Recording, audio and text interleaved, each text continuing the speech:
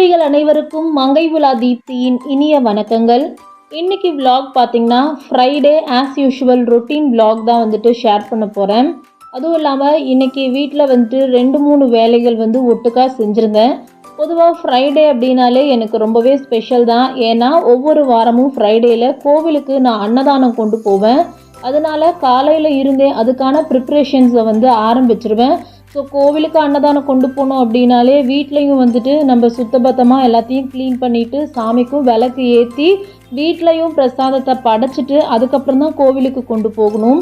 அதனாலேயே எப்போவுமே காலையில் நேரத்தில் இருந்தே எனக்கு ஃப்ரைடே ரொட்டீன் வேலைங்க வந்து ஸ்டார்ட் ஆகிடும்.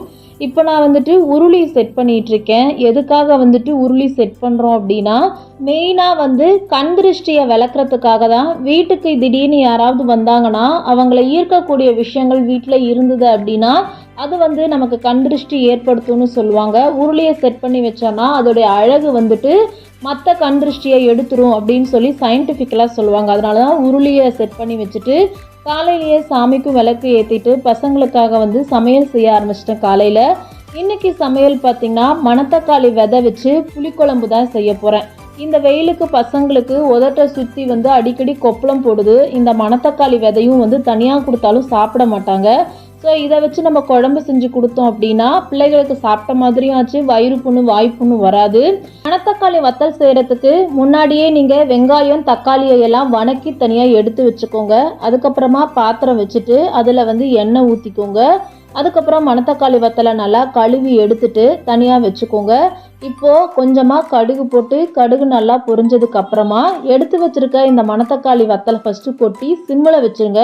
ஒரு 5 நிமிஷத்தில் இந்த வத்தல் வந்து நல்லா பட்டுன்னு வெடித்து இருக்கிற இடமே தெரியாமல் போயிடும். ஒரு வேளை உங்களுக்கு இன்னும் நல்லா வேணும்னா மத்து வச்சு கடைஞ்சி விட்டுக்கோங்க. அதுக்கப்புறமா 5-6 கார மிளகாய் போட்டுட்டு அப்புறமா எடுத்து வச்சுருந்த சின்ன வெங்காயம் பூண்டு இது எல்லாத்தையும் ஒரு கொஞ்சம் வெங்காயத்தை அரிஞ்சு கொஞ்சம் வெங்காயத்தை முழுசாக போட்டுக்கலாம். ஒரே ஒரு தக்காளி அதையும் சேர்த்திட்டு இது நல்லா வணங்கினதுக்கு அப்புறமா நம்ம தனியாக எடுத்து வச்சுருந்த வெங்காயம் தக்காளி விழுத மிக்சியில் அரைச்சி அதையும் இதுக்குள்ளே சேர்த்திட்டு இதை நல்லா வணக்கி விடுங்க. இதுலேயே உப்பையும் போட்டு பச்சை வாசனை போக நல்லா வணக்கி விட்டுட்டு இப்போ இதில் மசாலா எல்லாத்தையும் சேர்த்திடலாம். மசாலா வந்துட்டு வழக்கம் போல தான் மஞ்சத்தூள், மிளகாத்தூள், சாம்பார் பொடி இல்லைனா வத்த குழம்பு பொடி எது இருந்தாலும் அதை சேர்த்துக்கோங்க. நான் பெரும்பாலும் சாம்பார் பொடி தான் சேர்ப்பேன். அதுவே வந்து எனக்கு டேஸ்ட்டுக்கு நல்லா தான் இருக்கும். இப்போ இந்த பொடியெல்லாம் சேர்த்திட்டு இதையும் நல்லா வணக்கி விட்டு பச்சை வாசனை போய் மேலே வந்து நல்லா எண்ணெய் பிரிஞ்சு வரும். அது வரைக்கும் இதை வந்து நல்லா வணக்கி விடுங்க.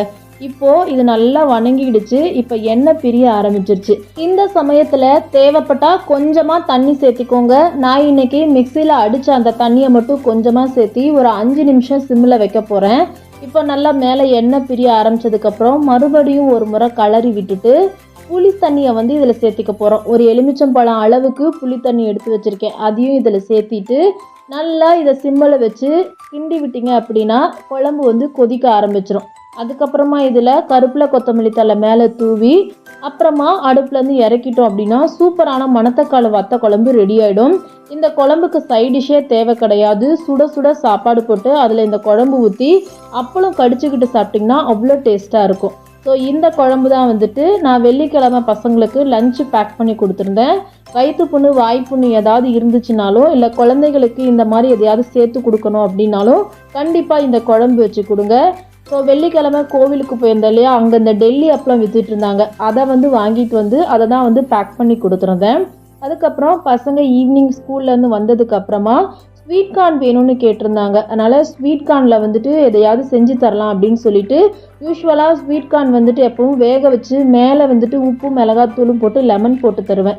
பட் இந்த தடவை கொஞ்சம் டிஃப்ரெண்ட்டாக செஞ்சு தரலாம் அப்படிங்கிறனால ஸ்வீட் கார்ன் வேக வச்சு தனித்தனியாக உதுத்து எடுத்துக்கிட்டு அதில் வந்துட்டு 2 ஸ்பூன் அளவுக்கு சோள மாவும் உப்பும் போட்டு நல்லா அதில் வந்து கிளறி விட்டுட்டு எண்ணெயை நல்லா சூடு பண்ணி அதுக்கப்புறமா இதை வந்து உள்ளே போட்டு பொரித்து எடுத்து அவ்வளோதான். அதுக்கு மேலே வந்து தேவைப்படுற உப்பு மிளகாத்தூள் வெங்காயம் இதெல்லாம் போட்டு நல்லா ஒரு கிளறி கொடுத்தோம்னா ஸ்வீட் கார்ன் இனிப்பாக இருக்கிறதுக்கு இந்த காரமும் சேர்ந்து சாப்பிட்றதுக்கு நல்லா கிறிஸ்பியாக சூப்பராக இருக்கும்.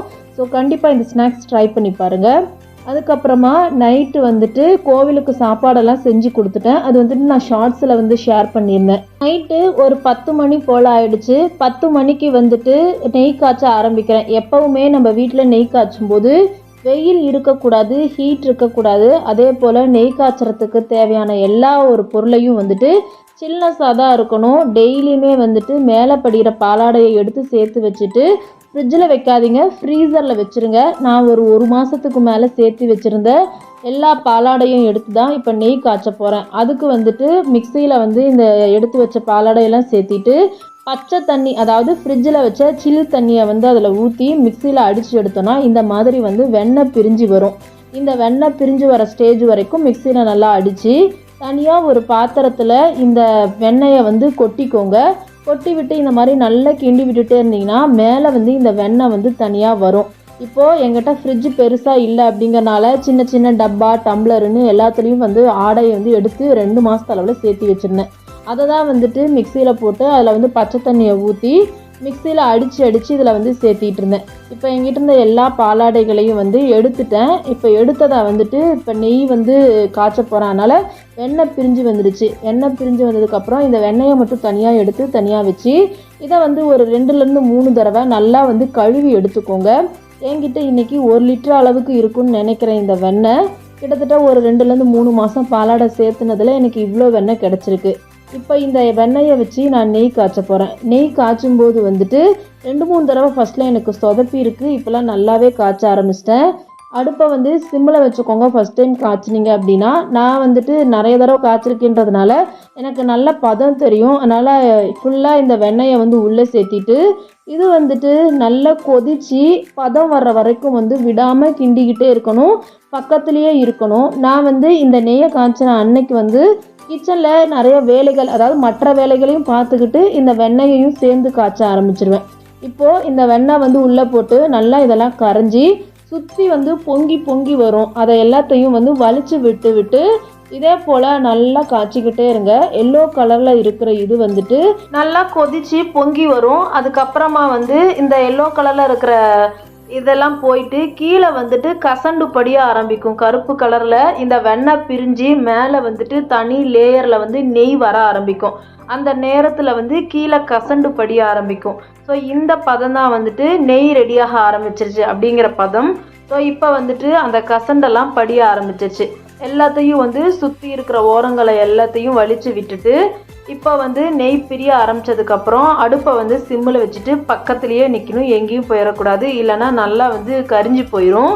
இப்போது நெய் வந்து நல்லா பிரிய ஆரம்பிக்குது. அவ்வளோதான். இந்த பதம் வந்ததுக்கு அப்புறமா அடுப்பை சிம்லேயே வச்சுட்டு பக்கத்துலேயே இருந்து பொறுமையாக வந்து இந்த நெய்யை வந்து நல்லா கிளறி விட்டுட்டே இருந்தீங்க அப்படின்னா ஒரு கட்டத்தில் இந்த கசண்டெல்லாம் கீழே போயிட்டு மேலே வந்து சுத்தமான நெய் கிடைக்கும். இதோடைய ஃப்ளேவர் வர ஆரம்பித்ததுக்கு அப்புறமாவே நெய் ரெடி ஆயிடுச்சு அப்படின்னு சொல்லிட்டு நம்ம வந்து தெரிஞ்சுக்கலாம். அவ்வளோதான். இப்போ வந்துட்டு இது நல்லா தனித்தனியாக பிரிய ஆரம்பிக்குது. நெய்யும் வெண்ணெயும் கசண்டு படிய ஆரம்பிக்குது. அவ்வளோதான். இந்த ஸ்டேஜ் தான் வந்து கரெக்டான ஸ்டேஜ். இந்த ஸ்டேஜில் ஆட்டோமேட்டிக்காகவே கீழே வந்து கசண்டு போய் தங்கிட்டு மேலே வந்து நெய் பிரிய ஆரம்பிச்சிருச்சு. ஸ்மெல்லும் வர ஆரம்பிச்சிருச்சு. இந்த கசண்டு வெள்ளையாக இருக்கிறது பிளாக் கலர் ஆகிறது வரைக்கும் நல்லா வந்து நுர வந்துகிட்டே இருக்கும். அது வரைக்கும் விடாமல் காய்ச்சிக்கிட்டே இருங்க. அவ்வளோதான். இப்போ சூப்பராக நெய் வந்து பிரிய ஆரம்பிச்சிருச்சு. இன்னும் ஒரு 10 நிமிஷத்தில் இந்த நெய் வந்து ரெடி ஆயிரும். ஸோ இப்போது எல்லா கசண்டும் கீழே போய் தங்கிடுச்சு. மேலே வந்துட்டு சூப்பராக வந்து நெய் பிரிய ஆரம்பிச்சு சூப்பரான நெய் வந்து கிடச்சிருச்சு. எனக்கு இந்த நெய் வந்து வீட்லேயே கிடைக்க ஆரம்பித்ததுலேருந்து அவ்வளோ சாமிக்கு விளக்கு ஏற்றும் போது இந்த நெய் போட்டு தான் ஏற்றுவேன். அவ்வளோ ஒரு மணமாக இருக்கும், செம்ம டேஸ்டியாகவும் இருக்கும் வீட்லேயே செய்கிறது. ஆவின் பாலெல்லாம் இந்த வந்து நெய் காய்ச்ச முடியுமான்னு தெரியல. நான் வந்து பசுமாட்டு பால் வாங்கி அதுலேருந்து ஆடை எடுத்து சேர்த்து வைக்கிறேன். உங்களுக்கு மேலே எல்லோ கலரில் லேயெல்லாம் ஆடை படிஞ்சாதான் அதுலேருந்து நெய்யே கிடைக்கும். அதனால் அந்த மாதிரி பால் வாங்கினீங்கன்னா தான் நெய் வந்து காய்ச்ச முடியும். இப்போது இந்த நெய் வந்து ஃபுல்லாகவே ரெடி ஆகிடுச்சு. இந்த டிவியில் மணலான்னு சொல்லுவாங்கள்ல, அந்த மாதிரி தான் உண்மையிலேயே ஒரிஜினல் நெய் வந்து நல்ல வாசத்தோட மணலாக இருக்கும். நைட்டு காய்ச்சி வச்ச இந்த நெய் வந்து அடுத்த நாள் காலையில் பார்க்கும்போது நல்லா டார்க் எல்லோ கலரில் இருந்தது. மறுபடியும் இந்த நெய்யை வந்துட்டு ஒரு தடவை சூடு பண்ணி பாட்டிலில் எடுத்து ஸ்டோர் பண்ணிட்டோன்னா 3லேருந்து 4 மாதத்துக்கு எந்த பிரச்சனையும் இருக்காது. அதுக்குள்ளே மறுபடியும் எனக்கு வந்து பாலாடை சேர்ந்துடும், மறுபடியும் நான் நெய் காய்ச்சிப்பேன். ஸோ நீங்கள் எத்தனை பேர் வீட்லேயே நெய் காய்ச்சுவீங்க அப்படின்னு சொல்லுங்கள். அப்புறமா நைட்டு நெய்யெல்லாம் காய்ச்சி வச்சுட்டு இந்த செடி மணி பிளான்ட் வந்துட்டு அம்மா வீட்டிலேருந்து கொண்டு வந்திருந்தேன். ஃபஸ்ட் டைம் எனக்கு மணி பிளான்ட் வந்து இவ்வளவு நல்ல growth கொடுத்துருக்கு. ஒன்றுமே பண்ண கிடையாது. ஜஸ்ட்டு வந்து கண்ணாடி பாட்டிலில் போட்டு வச்சுட்டு சூரிய வெளிச்சம் பக்கத்தில் வச்சுருந்தேன். 10 நாளைக்கு ஒரு தடவை தண்ணி மாற்றினேன்.